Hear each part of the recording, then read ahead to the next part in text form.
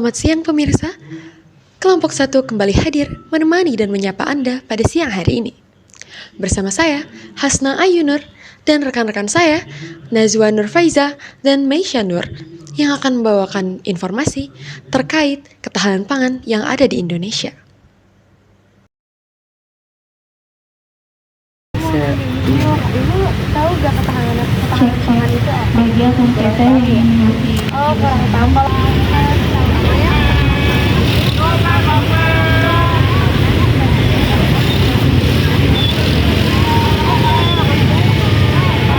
Pangan. Atau Pangan itu makanan. ya kalau untuk ketahanan pangannya gimana? Kita tahu. Paling itu aja sih. Terima kasih Bapak. Ketahanan pangan itu ya apa? Makanan yang mungkin selain makanan pokok gitu ya. Selain kita makan beras kan mungkin bisa makan pakai sagu atau apa gitu, mungkin seperti itu. Katanya. Bagus sih. Terima kasih. Ketahanan pangan seperti misalnya contohnya seperti makanan ya, Iya. kayak mie gitu kan, pasti kan setiap makanan ada masa expirednya ya teh ya, paling lama setahun gitu. Terkecuali kalau tanpa bahan pengawet atau yang alami itu lebih nggak ada expirednya teh, lebih aman lagi kalau kita konsumsi. Seperti anak kecil kan nggak ada ininya, nggak tergantungan juga gitu kan kita. Seperti kalau ada bahan pengawetnya kan kita was-was juga ya sebagai ibu ya punya balita gitu. Gitu. Kalau yang alami-alami lah insya Allah dijamin gitulah.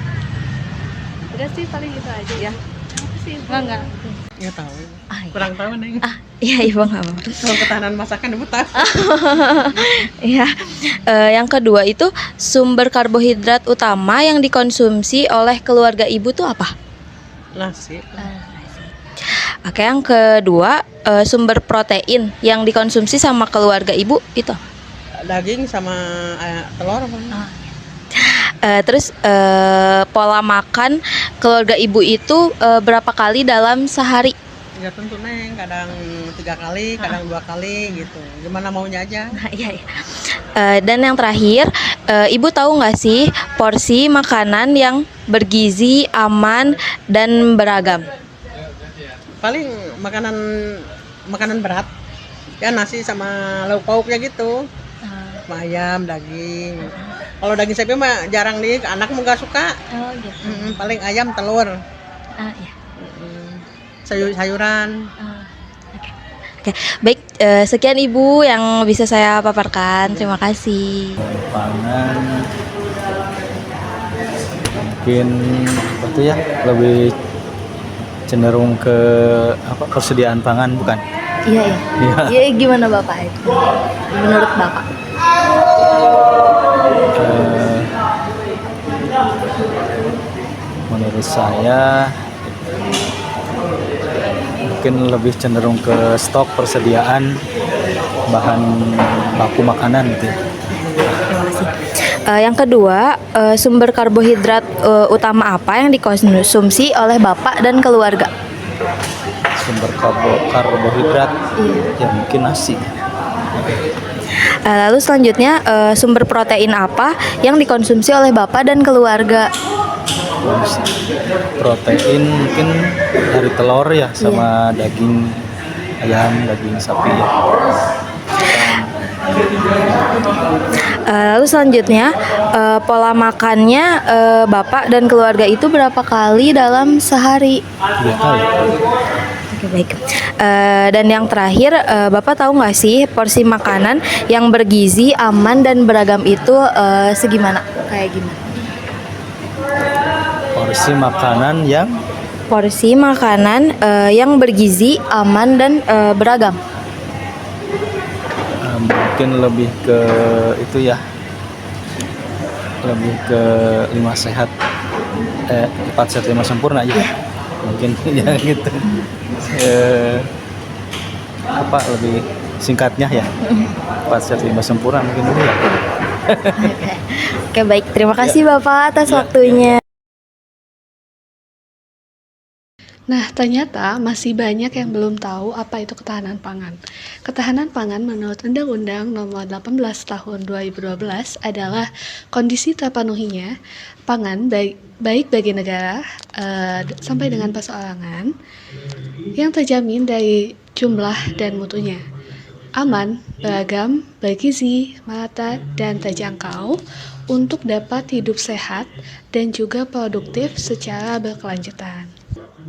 Nah, selain itu, menurut Food and Agriculture Organization tahun 1997, ketahanan pangan adalah kondisi di mana semua rumah tangga memiliki akses terhadap secara fisik maupun ekonomi untuk mendapatkan pangan bagi seluruh anggota keluarganya, di mana rumah tangga ini tidak akan mengalami beresiko mengalami kehilangan kedua hal tersebut.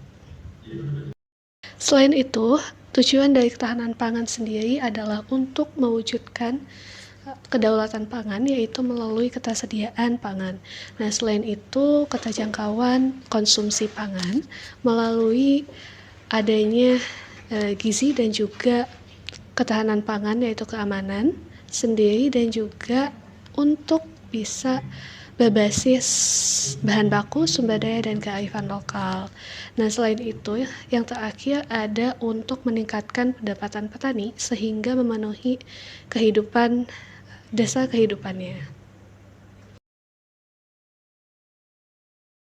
Fakultas Pertanian juga salah satu fakultas yang memiliki peranan penting untuk sustainable pangan.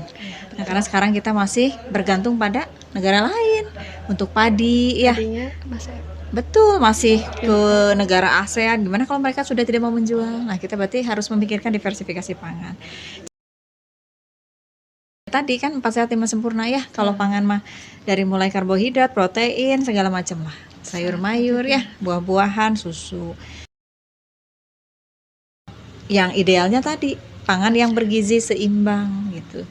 Kalau nanti misalnya boleh tidak ada diversifikasi, harus. Kenapa? Supaya tidak pada satu titik pangan saja yang dicari. Akibatnya apa? Kalau tadi kita lahannya, alih fungsi lahannya semakin banyak, penduduknya, populasi semakin tinggi. Akibatnya apa? Pasti akan kelaparan gitu ya. Karena kita tuh punya negara sedang berkembang itu biasanya notabene lah seperti kita populasinya tinggi. Jadi masih banyak yang belum diatur. Beda juga mungkin seperti Jepang, itu udah bukan negara berkembang ya, karena mereka itu sudah sangat malas gitu punya anak. Jangan juga kayak gitu katanya. Konsumsi yang tidak berlebihan, jadi artinya pola konsumsi yang sesuai dengan kebutuhan. Jadi kalau secukupnya ya, atau sesuai dengan kebutuhan lah ya, untuk mencapai. Kenapa? Supaya kita juga kita bisa menghitung bagaimana potensi-potensi kita tuh bisa sampai nanti ke anak cucu gitu. Ketahanan pangannya tetap tercapai. Harusnya pemerintah itu mensupport faktor pertaniannya nomor 1. Kalau sekarang kan ke ekonomi, pembangunan, dan lain-lain. Sekarang kita udah mulai krusial nih. Pada saat misalnya seperti kemarin Vietnam, Thailand udah nggak mau jual beras. Kita sekarang udah mulai mencari kemana lagi kita mau beli beras untuk memenuhi Indonesianya aja gitu. Nah, makanya kalau ada support pemerintah, misalnya mensupport dana untuk meningkatkan, intensifikasi aja, jangan ekstensifikasi. Intensifikasi dulu sehingga populasi tingkat produktivitasnya naik gitu ya. Jadi itu bisa dipenuhi, bisa swasembada pangan. Ya tadi kalau ada support dari pemerintah ya berarti kita bisa istilahnya melakukan lebih. Jadi warganya juga tadi misalnya diberikan mengenai pelatihan gimana supaya tidak konsumtif gitu ya. Pangannya yang bisa mencapai ketahanan pangan yang baik, ideal gitu. Kalau saya melihat di sini di daerah Jatinangor sih tidak terlihat ada yang kekurangan pangan ya. Maksudnya areal kita sudah mulai alih fungsi lahan banyak nih oleh penduduk.